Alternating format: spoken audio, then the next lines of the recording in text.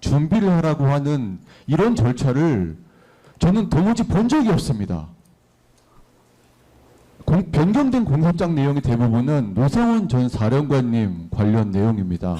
이제야 증거가 사본으로 제출되고 진술조서, 피신조서, 원본도 저희는 알 수도 없습니다. 지금 등사도 안 된 상태고요. 도저히 방어권을 행사할 수 없는 상황인데 이것이 특검 측의 의도적이고 위법한 방어권 침해가 아닌지 재판장님께 묻지 않을 수 없습니다.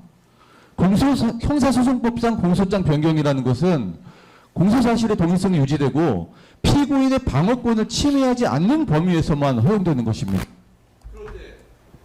그런데 변론 종결 전날 공소장 변경으로 지금 김용현 장관님의 변호인들도 준비할 시간이 없다고 하고, 이게 도대체 피고인들의 방어권을 보장하는 것인지 재판장님의 말씀을 저 정말 듣고 싶습니다. 노상원 증인이 이게 다 소설이라고 이야기를 하고 있고, 새로운 사실관계가 등장하고 새로운 논리가 등장하고 이에 대한 추가적인 반대신문도 없고 증거조사도 없고 조서도 등사하지 못한 상황에서 이게 과연 피고인의 방어권을 침해하지 않는 공소장 변경인지 저는 재판장님께 묻지 않을 수 없습니다. 법리 검토를 하거나 반대신문을 할 논리, 법리, 사실관계 이 검토를 할 현실적 시간이 전혀 없는 상태에서 금요일에 일방적으로 변론 종결하니까 준비하라고 말씀하시는 재판장님의 소송 지휘가 과연 피고인들, 변호인들의 변론권과 피고인들의 방어권을 박탈하는 것은 아닌지, 피고인 신문이나 우리 측, 피고인 측 증인도 한 명도 신청을 받지 않았고 되지도 않는 이런 상황입니다. 재판장님께서 증거 배제 결정을 하실 수 있다고 말씀하셨지만 오늘 특검이 한 게 사실상 최후 변론입니다.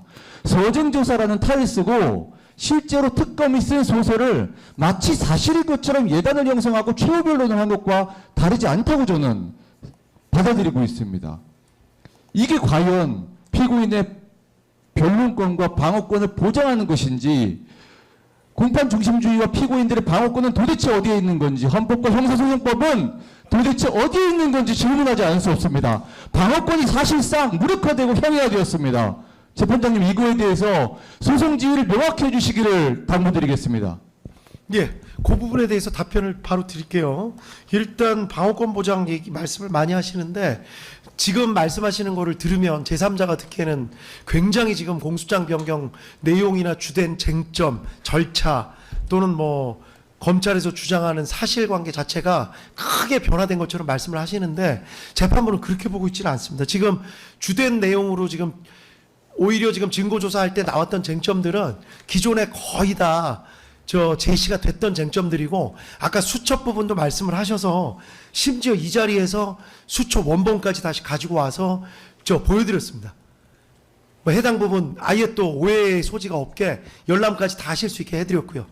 저는 오히려 변호사님께서 그렇게 말씀하시는 부분이 사람들한테 호소하기는 좋을 수가 있지만 실체 관계랑은 조금 다른 내용이 아닌가 그렇게 생각이 듭니다. 변호사님들 입장에서는 이거를 12월 29일 날, 그러니까 지금으로부터 한 일주일 전에 갑자기 이제 공소장 변경이 돼서 어떻게 됐다.